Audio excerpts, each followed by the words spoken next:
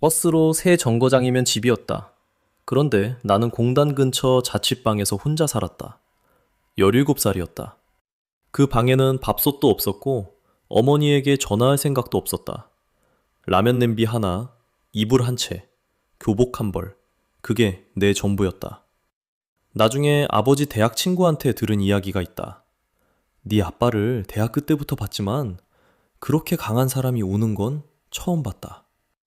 그 눈물이 어디서 왔는지 오늘 이야기하려 한다. 아들아, 아빠도 당황을 했다. 4년을 했다. 지금부터 하는 이야기는 아빠가 15에서 19까지 자취방 한 칸에서 보낸 시간에 대한 것이다. 거기서 무엇을 했고, 무엇을 망가뜨렸고, 그 사이 엄마와 할아버지에게 무슨 일이 있었는지, 네가 지금 힘들다면 아빠도 그랬다는 걸 알아줬으면 좋겠다. 그리고 그 시간이 결국 어디로 흘러갔는지도. 중학교에 올라가면서 나는 달라지기 시작했다. 정확히 말하면 집에 있는 시간이 줄어들었다.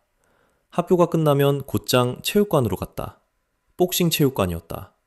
땀 냄새와 가죽 냄새가 뒤섞인 작은 지하실 같은 곳. 샌드백을 치면 손이 얼얼했다. 그 감각이 좋았다.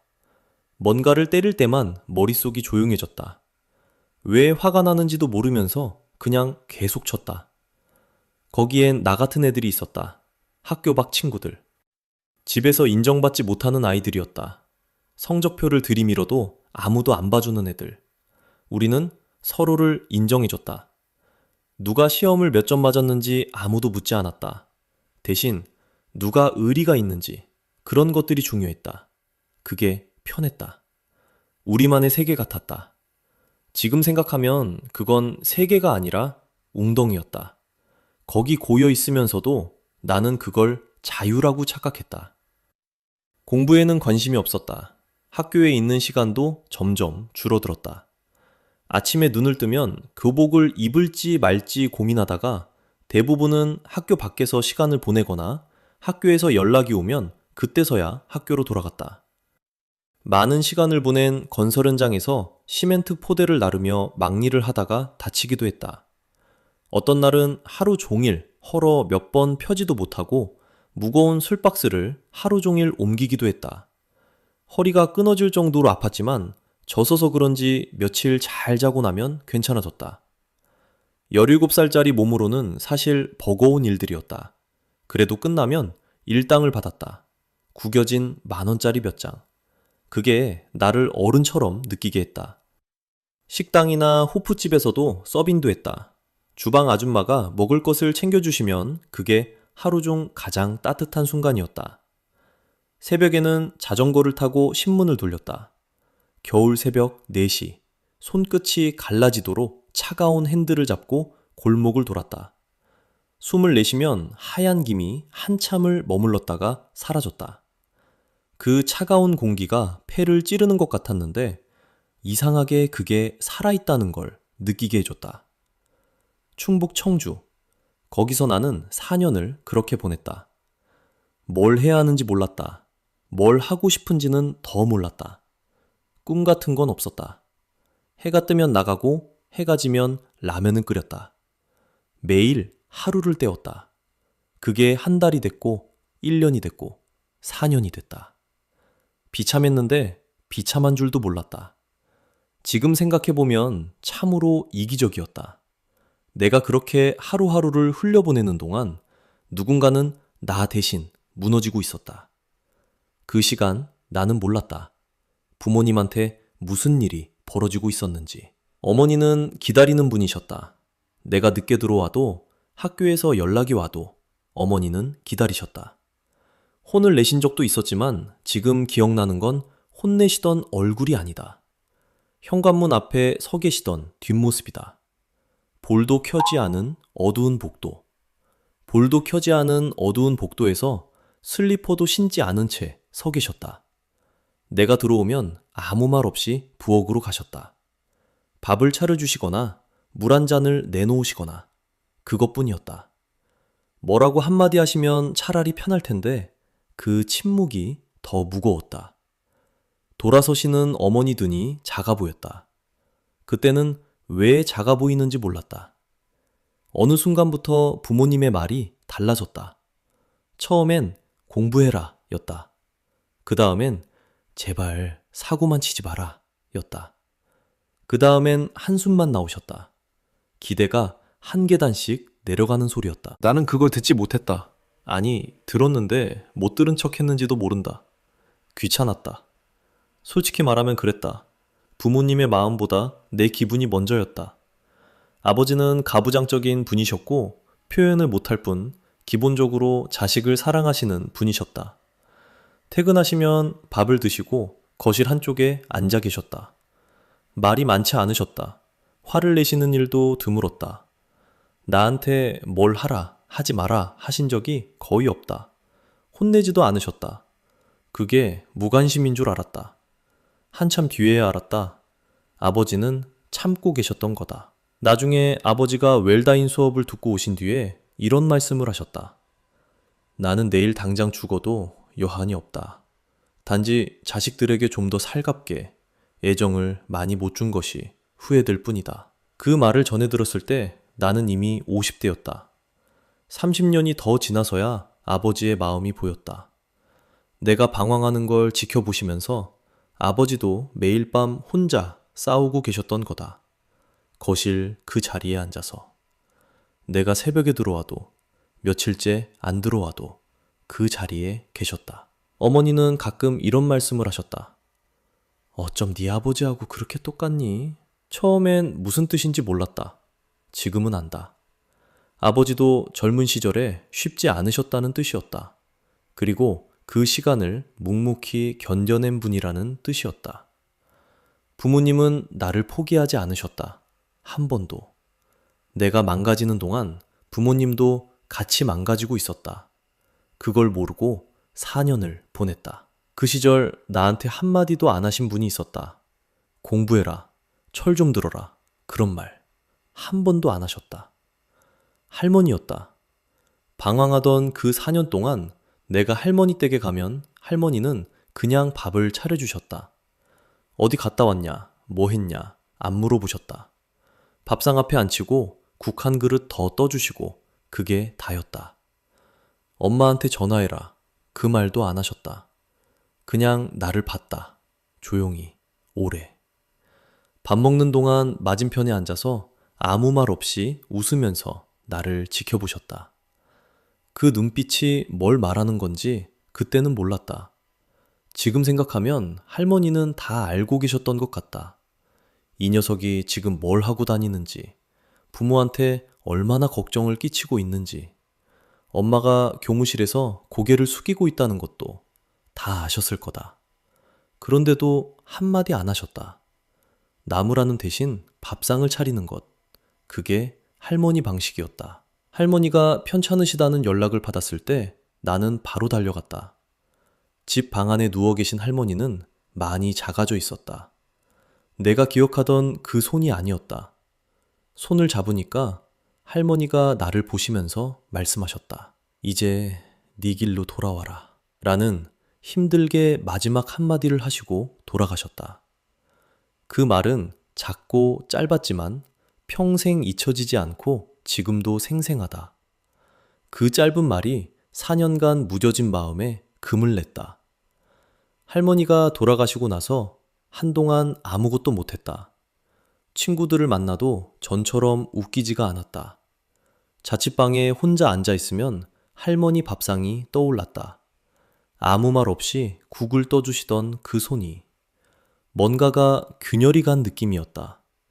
처음으로 내가 뭘 하고 있는 건지 멈춰서 생각했다. 방황에도 관성이 있다. 한 번 빠지면 이유 없이 계속 간다.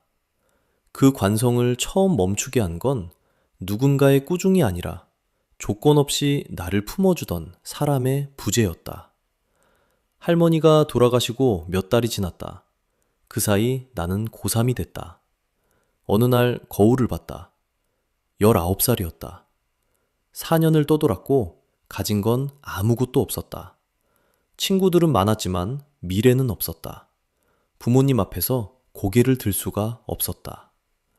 그때 처음으로 방향에 대해 생각했다. 빨리 가야겠다는 게 아니었다. 어디로 가야 하는지 그걸 처음으로 정한 거였다. 돌이켜보면 방황이 나빴던 건 느려서가 아니라 아무 방향 없이 떠돌았기 때문이었다. 속도는 문제가 아니었다. 방향이 없었던 게 문제였다. 원래 내 본분인 학교로 돌아가기로 했다. 그런데 그 시기가 고3이었다. 그냥 공부를 하기로 했다. 대단한 꿈이 있어서가 아니었다. 나를 놓지 않고 끝까지 믿고 기다려주신 부모님 앞에서 고개를 들고 싶었다. 그거 하나였다. 책상에 앉았다. 허리가 아팠다. 예전에 다친 적이 있었는데 오래 앉아있으면 허리 아래쪽으로 통증이 올라왔다. 그래도 앉았다. 새벽 5시에 일어났다. 세수하고 바로 책상 앞에 앉았다. 밤 12시까지 버텼다. 허리가 아파서 더 이상 못 앉겠으면 바닥에 누웠다.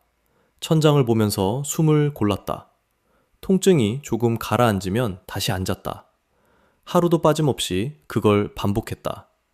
주변에서 이상하게 봤다. 4년 동안 공부와 담을 쌓았던 녀석이 갑자기 책상 앞에 앉아 있으니까 친구들은 야, 너 왜 그래? 했고 선생님들도 반신반의했다. 솔직히 나도 될지 몰랐다. 신경 안 썼다. 정확히 말하면 신경 쓸 여유가 없었다. 하루하루가 허리와의 싸움이었고 모르는 것과의 싸움이었다. 4년 동안 안 했던 공부를 1년 안에 따라잡아야 했다. 불가능에 가까운 일이었다. 그래서 하루를 쪼갰다. 1시간, 한 문제, 한 페이지. 그것만 생각했다. 그런데 이상한 게 있었다. 방황할 때는 매일이 똑같았는데 공부를 시작하니까 하루가 달랐다. 어제 모르던 걸 오늘 알게 되고 오늘 안 풀리던 게 내일 풀렸다. 방향이 생기니까 하루에 무게가 생겼다. 허리는 여전히 아팠지만 아픈 만큼 앞으로 가고 있다는 감각이 있었다. 대학 합격 통지를 받던 날, 기쁘다기보다 안도했다. 드디어 부모님 앞에서 고개를 들 수 있겠다. 그 생각이 먼저였다. 어머니한테 전화했다. 어머니는 한참 동안 말이 없으셨다. 그리고 조용히 우셨다. 교무실에서 고개를 숙이셨던 그 어머니가, 경찰서에서 전화 올 때마다 달려오셨던 그 어머니가 아무 말 없이 우셨다. 그 울음 속에 4년이 다 들어있었다. 그때 알았다. 내가 방향을 잃고 떠돌던 그 시간 동안 부모님은 더 많이 아팠던 거구나. 아무 말 없이 기다리신 게 아니라 아무 말 못하고 견디신 거였다. 지금 이 이야기를 하면서 나는 방황이 나쁘기만 했다고 말하고 싶지 않다. 자취방에서 라면을 끓이던 17살의 내가 없었다면 지금의 나도 없었을 거다. 복싱 체육관에서 주먹을 쥐던 시간, 새벽에 신문을 돌리던 시간, 건설 현장에서 흙을 나르던 시간, 그 안에서 무언가를 배웠다. 교실에서는 절대 배울 수 없는 것들을 몸으로 배웠다. 다만 그 과정에서 부모님이 치르신 대가를 나는 너무 늦게 알았다. 그게 후회다. 방황 자체가 아니라 그 사이 내가 보지 못했던 것들이 후회로 남았다. 누구나 한 번쯤은 길을 잃는다. 그건 자연스러운 거다. 길을 잃는 게 문제가 아니다. 문제는 잃었다는 걸 모르는 거다. 내가 그랬다. 4년 동안 나는 길을 잃은 줄도 몰랐다. 떠도는 게 사는 거라고 생각했다. 삶이라는 건 결국 직접 부딪히면서 배우는 거다. 누가 가르쳐줘서 되는 게 아니라 스스로 걸어보고 넘어져 봐야 아는 것들이 있다. 그 과정이 삶이다. 다만 그 와중에 옆에 있는 사람들이 얼마나 아파하는지 그건 좀 더 일찍 알았더라면 좋았을 거다. 부모의 침묵이 무관심이 아니라 나를 기다려준 사랑이었다는 걸 나는 한참 뒤에야 알았다. 사랑하는 아들들아, 오늘 이 이야기를 한 건 아빠가 대단한 사람이라서가 아니다. 오히려 그 반대다. 아빠도 길을 잃었고 한참을 헤맸고 그 과정에서 많은 사람을 아프게 했다. 그걸 있는 그대로 보여주고 싶었다. 감추거나 포장하지 않고 그냥 있었던 대로. 너희가 지금 어떤 시간을 보내고 있든 아빠는 괜찮다. 다만 하나만 기억해 줬으면 좋겠다. 느려도 된다. 멈춰도 된다. 한참을 돌아가도 된다. 그런데 어디로 가고 있는지 그건 가끔 생각해봐라. 방향만 잃지 않으면 언젠가는 도착한다. 아빠가 그랬으니까. 길을 잃은 소녀는 결국 길을 찾기 시작했다. 그게 아빠의 이야기이고 이 시리즈의 시작이다. 그 시절 내가 유일하게 원했던 것이 있다. 잠들기 전 자취방 천장을 보면서 매일 밤 떠올렸던 것. 그건 다음 이야기에서 하려 한다. 여러분은 지금 어떤 길 위에 계신가요? 방황 중이든 방향을 잡았든 댓글로 들려주시면 저도 한 분 한 분 읽겠습니다. 이 이야기가 괜찮으셨다면 좋아요와 구독 부탁드립니다. 다음 이야기에서 또 뵙겠습니다.